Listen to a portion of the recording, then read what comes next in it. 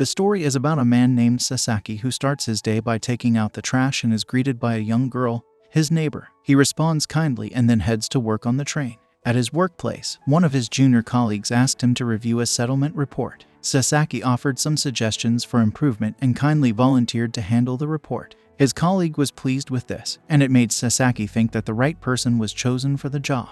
While working, Sasaki overheard a conversation about a girl who had adopted a cat. He found this intriguing and watched a cat video with great interest. He thought the cat was adorable and wished he could have a pet of his own someday. Sasaki's boss assigned him more work, which was quite typical in their average-sized company with average earnings and wages. Sasaki admitted that he was barely making ends meet, but he lacked the courage to switch jobs. The job market had not been kind to him in the past. However, Sasaki found fulfillment in having a job where he felt needed and believed he was contributing to society.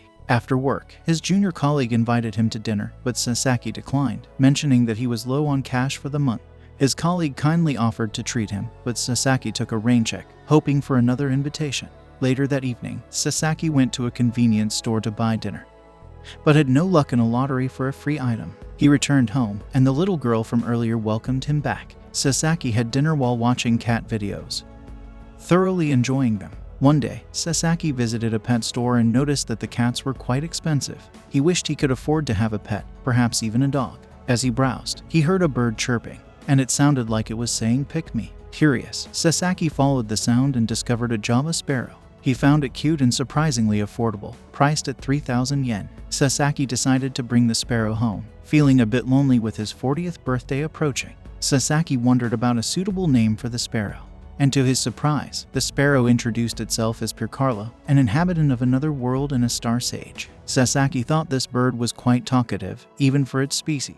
Despite thinking that Pircarlo was already a splendid name, Sasaki decided to name the bird Peeps. This choice didn't seem to please the bird, but Sasaki found even its displeasure cute. Sasaki couldn't believe he was having a normal conversation with a bird. He remembered what Yamada from the pet shop had said about getting Peeps accustomed to human contact and was determined to make it happen. Sasaki wanted to understand if Java sparrows were generally good at communicating, so he engaged in more conversation with Peeps. He asked Peeps about his dinner preferences, and to his surprise, the bird mentioned Kobe beef Shada brand, claiming it was the best. Sasaki couldn't believe a bird had such refined tastes. He apologized to Peeps for being unable to afford it and offered pork ribs instead. Peeps responded by suggesting that Sasaki should earn the money if he didn't have it. He shared that he had been exiled from another world and had chosen this new form of life. Peeps believed in living life as one desired, rather than trying to fit in with others. Sasaki could relate to this, given his corporate job. Peeps explained that to achieve his goals, he needed assistance from someone in this world, and he hoped Sasaki would help him accumulate riches. Sasaki tells Peeps that he'll do anything for him. Then, Peeps uses magic to create a special bond between them. He gives some of his magic powers to Sasaki and tells him they're now connected. Peeps asks Sasaki to open his cage. Even though Sasaki is confused, he decides to go along with it and opens the cage. Peeps sits on Sasaki's shoulder, which makes Sasaki feel happy. The bird says he can use his old magic powers through Sasaki's body. Next, Peeps uses a spell to take Sasaki to a different world. Sasaki is amazed to see this new place. Peeps tells him this is where he used to live before he became a bird. They're in a town called Batrium in a kingdom. The story then shifts to Sasaki at his office. His coworker is surprised to see Sasaki there so early since everyone else is late because of a train delay.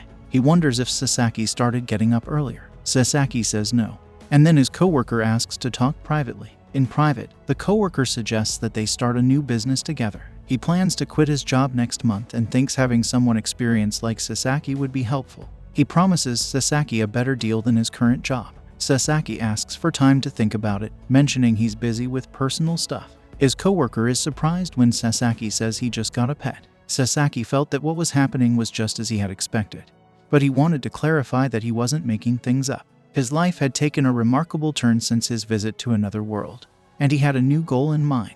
Sasaki mentioned that thanks to Peeps' teleportation ability, he could now avoid crowded trains, which had made his life much more pleasant. Because of this newfound convenience, Sasaki agreed with Peeps' idea of establishing a business between the two worlds. As a result, he started buying some items to sell in the other world. Initially, he had aspirations to trade with upper-class nobles, but he realized that it might be challenging to start with them right away. So, they decided to begin by doing business with the town's local merchants first. Sasaki purchased the necessary items and even won a chocolate bar in a lottery. Upon returning home, the little girl next door welcomed him back. Hearing her stomach growling, Sasaki kindly gave her the chocolate bar, explaining that he didn't like chocolate and had won it for free. Then, he headed inside and ventured into the other world with his goods. In the other world, Sasaki visited the Herman Trading Company, which was run by the town's nobles. He asked Peeps if he should enter the company with Peeps perched on his shoulder, and Peeps informed him that Sasaki could consider him as his familiar. Sasaki successfully sold the items he had brought with him for 400 gold coins, noting that if converted, it would amount to 400 million yen. He also remarked on the high prices of crafted goods in this world. Mark, the company's president, inquired about the source of Sasaki's pens and paper. Sasaki couldn't reveal his source but made a promise not to sell those items to any other store as compensation. Sasaki continued to travel between the two worlds to conduct his business and explore the local cuisine in the other world. Peeps also provided him with lessons on magic. Sasaki attempted to learn the teleportation spell from Peeps, but he found it too complex and decided to take his time to master it gradually. One day, during a break at his office, Sasaki had some spare time and decided to practice casting spells. He recited the incantation for a fire spell and miraculously managed to invoke it successfully on his very first try. But this activates the fire alarm and Sasaki runs away from the scene. Later, he pays a visit to Viscount Muller, the noble who rules this land, and the Viscount carefully examines the goods he brought. Seeing this, Sasaki realizes that he can't simply bring anything here, and he should be more selective about his products in the future. Muller inquires if these goods are common in Sasaki's continent or considered special items accessible only to a select few, like the nobility. Sasaki explains that only a few people possess these goods, and Muller ponders if this implies that Sasaki holds a high status in his own right. He expresses his reluctance to engage in one-sided dealings with someone of equal status to a noble, and Sasaki understands the need to respond carefully. He then shares his story, stating that he is a craftsman who ended up on this continent after his ship wrecked. The goods he brought today are those he had with him, as well as new ones he crafted. Muller comprehends the situation and proposes that Sasaki sells his goods to the Herman Trading Company from now on, with the possibility of bringing some directly to him. He promises to purchase them at a premium price and grants Sasaki permission to visit his mansion whenever he pleases. Muller encourages Sasaki to inform him of anything noteworthy in town that could benefit his territory. This connection with the feudal lord helps Sasaki's trade between the two worlds run smoothly. With his sales, progress in learning magic, and management of his restaurant, Sasaki's life in the other world is becoming more comfortable. Later, while heading to his office, Sasaki attends his junior's farewell party, where they enjoy food and drinks. During the party, news reports about a random attacker on the loose, and Sasaki's junior asks him if he has considered going independent.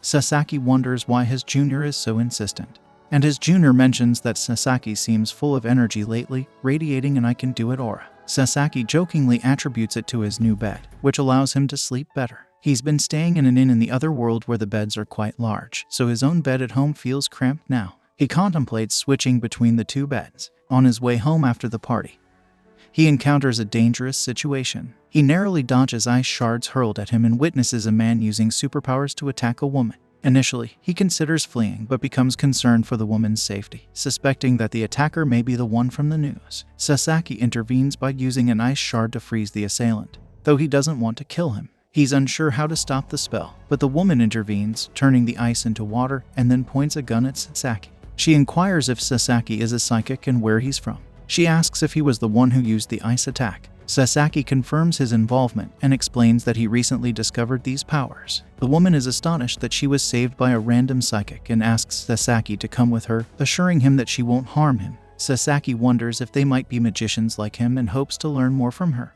He requests permission to go home first and change clothes, as he'll be staying the night. Sasaki explains that he has work the following day, but the woman tells him not to worry as her organization will handle it.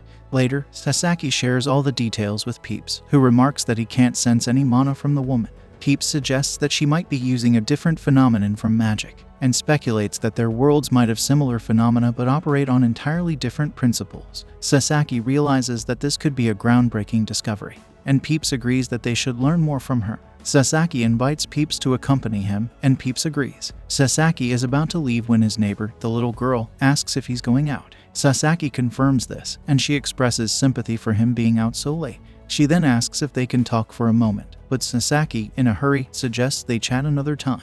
The girl agrees, and Sasaki proceeds to meet with the woman, introducing himself as Hashizaki. Sasaki, accompanied by his pet sparrow, heads to the organization with Hashizaki. During their journey, she explains to Sasaki that psychics are individuals whose powers spontaneously manifest, similar to magicians. The manifestation rate is 1 in every 100,000 people, and once the abilities appear, they don't change. These abilities vary from person to person, and while there's no record of someone manifesting additional abilities, their existing powers can grow stronger with use. Hashizaki reveals that her ability allows her to manipulate water movement and temperature, which Sasaki finds distinct from magic. Hashizaki mentions that many of these abilities are dangerous, and some psychics turn to crime. Her role is to apprehend such individuals, which surprises Sasaki. She explains that as a general rule, anyone who manifests psychic abilities must register with the country's organization for managing psychics. Sasaki admits he didn't know such an organization existed, to which Hashizaki responds that it's a national secret. They arrive at the organization's building, known as the Paranormal Phenomenon Countermeasure Bureau, and Hashizaki informs Sasaki that this will be his workplace from now on. Sasaki is taken aback by this revelation, as he hadn't anticipated joining the organization. Hashizaki mentions that she registered him a while ago and ushers him inside. Hashizaki tells Sasaki that he can expect favorable treatment, as he'll be considered a government official and receive a handsome salary. She mentions that he'll learn more during training and asks him about his powers. Sasaki, wanting to avoid combat, downplays his abilities, stating that he can only shoot icicles, which he demonstrates. Observing this, Hashizaki realizes that Sasaki can create ice from nothing, which excites her. She explains that she can manipulate water's movement and temperature but cannot create water, requiring her to carry water bottles. With Sasaki around, she would no longer have to worry about that and could undertake more perilous missions. Sasaki thinks she might be a workaholic and suspects she's already planning his involvement in her next mission. He expresses a preference for safe tasks aligned with his skills. Hashizaki mentions that a psychic's paycheck has no limit, and they earn more the harder they work. Sasaki finds himself in a room at the bureau and wishes he could sleep. However, he needs to stock up and visit the other world. He also has to pay French and decides not to use his magic here to avoid surveillance. He takes a walk with Peeps, who informs him that they are being followed. Sasaki anticipated this and knows that stocking up is impossible. He wants to explain his situation to everyone at the bureau and hopes they can help.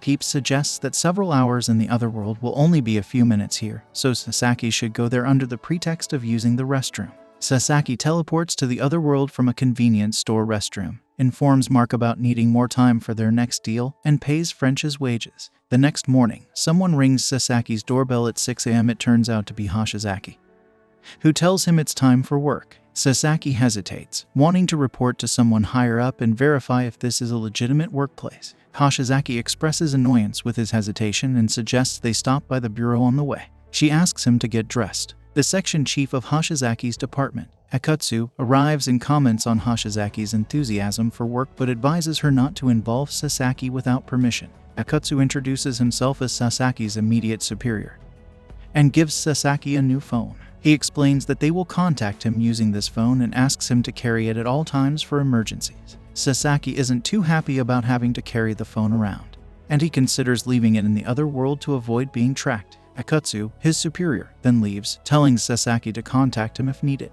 The scene shifts to Sasaki undergoing a medical examination at the bureau and learning more about the agency. He discovers that the bureau is a secret government ministry, and employees must keep its existence hidden. They are officially considered police sergeants but can't reveal their true roles to outsiders. Sasaki realizes this explains why Hashizaki carries a gun and asks about her, suspecting he might be partnered with her. People tell him she can be troublesome. Sasaki finishes his training and receives an allowance of 1 million yen for job preparations. He decides to use this money to stock up and returns home, where he meets the little girl from earlier. She gives him cookies as thanks for the chocolate and asks if the woman with him is his girlfriend. Sasaki clarifies that she's his superior, and the girl is surprised she looks so young. Afterward, Sasaki hears Peeps making noise and takes him for a walk. Peeps informs him that someone bugged his place while he was out. Sasaki asks if they saw him checking the internet, but Peeps says no. Sasaki then disables the camera and microphone at his house. Akutsu calls and mentions Sasaki's talent, but Sasaki asks him not to spy on him again, or it will affect his cooperation. Akutsu apologizes, explaining it was a test to see how Sasaki would react. He believes Sasaki's honesty and skills are valuable for managing psychics. Sasaki understands but remains cautious of Akutsu. As Sasaki contemplates his situation, Peeps wonders if he'll stock up on supplies that night. Sasaki decides to do it another time and realizes his dream of a relaxing life in another world is still distant. Meanwhile, Akatsu sees potential in Sasaki's skills for the organization. Next day, Sasaki practices magic in another world. Peeps is surprised that Sasaki has learned intermediate spells so quickly. Sasaki credits the magic Peeps shared with him, but Peeps points out that Sasaki's progress is remarkable on its own. He explains that it typically takes over a decade for magic users in this world to reach intermediate level, making Sasaki's advancement in just weeks extraordinary. Sasaki shares that he's learned recovery and lightning magic in today's session. He records these spells in his smartphone, which Peeps notes as diligent. Sasaki explains the need to keep track of all his learned spells, admitting that memorizing them is tough. Peeps suggests using a grimoire, leading Sasaki to ask where he could find one. Peeps reveals that Sasaki's smartphone, containing the written chants, essentially serves as a grimoire. Then, Sasaki remembers they have a meeting with Mark and plans to eat at a restaurant afterward, to which Peeps expresses a craving for meat.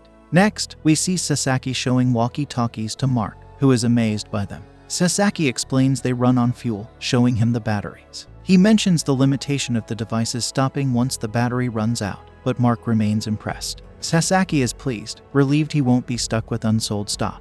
Mark thanks Sasaki for providing such innovative items, and Sasaki apologizes for any delay. Mark reassures him it's fine and inquires if things have calmed down for Sasaki. Sasaki agrees that things have settled down, but deep down, he feels they haven't.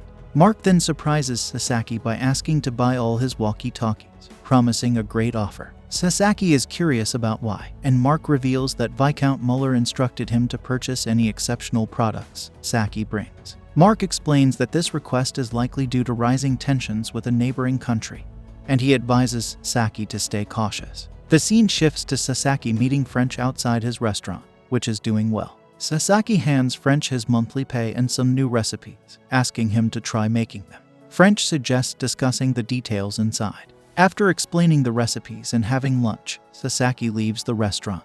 The following morning, Sasaki gets a call from Hashizaki for admission. She notices he's still half asleep and wonders if he missed calls from the chief. Realizing he has ignored several calls from the chief, Sasaki rushes to the office, apologizing for his tardiness. There, he sees other psychics and the chief introduces Sasaki to them, noting he'll mostly work with Hashizaki. The others leave after greetings. Sasaki then learns about his mission, a mass arrest operation.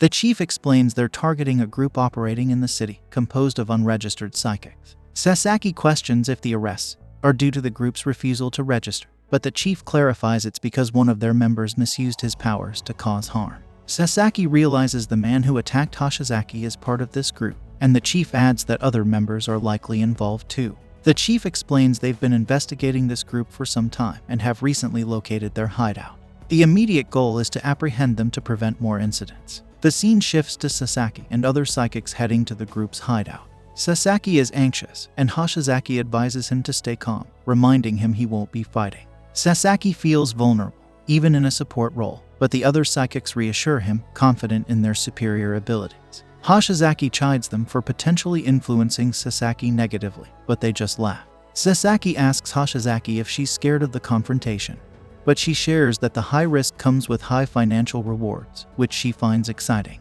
Hashizaki tells Sasaki she's relying on him for support, and he promises to do his best. At the hideout, Sasaki wishes he had learned a barrier spell. The chief, monitoring from the control room, orders them to begin the operation.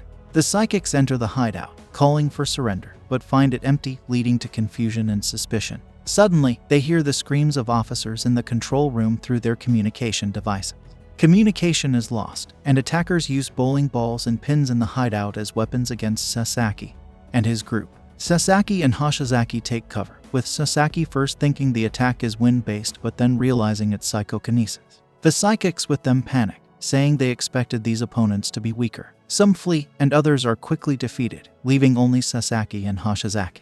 Hashizaki asks Sasaki for backup as she moves forward. Sasaki hands her an icicle, which she transforms into water to block incoming bowling pins and balls. Sasaki feels they are only defending and tries to find the enemy psychic. Suddenly, the enemy psychic lifts one of their own and drops him, but Hashizaki catches him with her water. She urges Sasaki to escape, fearing for his safety, but Sasaki refuses to leave her side. Hashizaki appreciates Sasaki's loyalty, and he internally admits he can't abandon her without feeling guilty or committing a serious crime like desertion.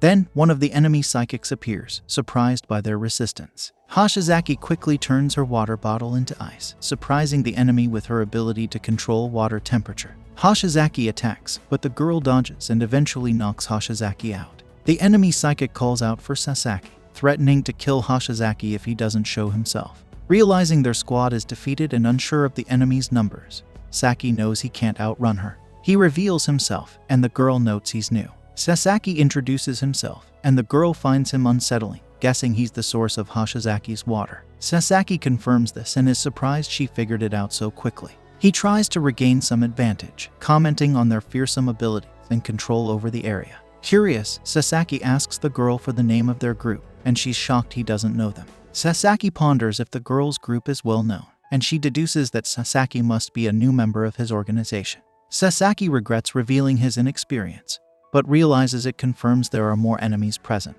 He tells her he's a recent recruit and expresses interest in meeting her allies, hoping to determine their number. The girl notes Sasaki's unusual calmness in such a situation. Sasaki responds that his lack of knowledge is his only advantage at the moment. He asks again to meet her companions, but she refuses. Sasaki is disappointed and prepares for his next move. He chants a spell and launches a lightning attack at the girl, who narrowly dodges. She's surprised by the attack. Meanwhile, the psychokinesis user tries to hit Sasaki with bowling balls and pins, but Sasaki defends himself with his lightning spell, accidentally taking out 2 hidden psychics. He assumes these were all the adversaries. The girl questions what's Sasaki, and he simply describes himself as a newcomer. He then offers her a deal. He'll let her leave peacefully if she promises to keep quiet about what happened.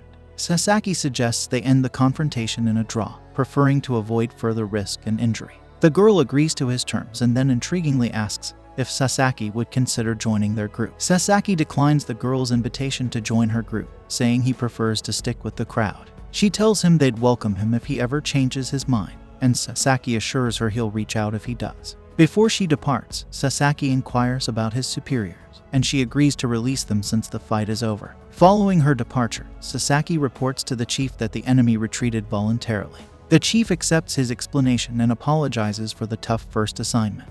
He advises Sasaki to head home and rest. Before leaving, Sasaki checks on Hashizaki, who assures him she's fine. Hashizaki then asks if Sasaki is free, and he agrees, thinking she might be upset if he said he needed rest. She expresses a desire to thank him properly, and the scene shifts to them at a fancy hotel. Hashizaki thanks Sasaki for saving her, but he modestly says he was just doing his job, regretting his inability to prevent her injury. Hashizaki insists he still saved her life.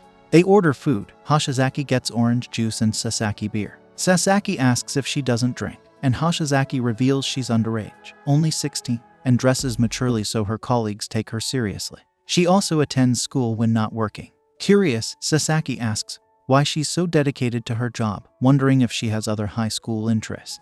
Hashizaki explains the job pays well. They toast to Sasaki's first mission, and Hashizaki looks forward to his continued support. On his way home, Sasaki sees a girl rummaging through a garbage can for food. He contemplates reporting her but decides it's too much hassle, and he just wants to rest. Suddenly, the girl disappears and reappears flying, then vanishes into a portal. This brings an end to our episode. If you enjoyed it, then don't forget to like, share, and subscribe for next episode.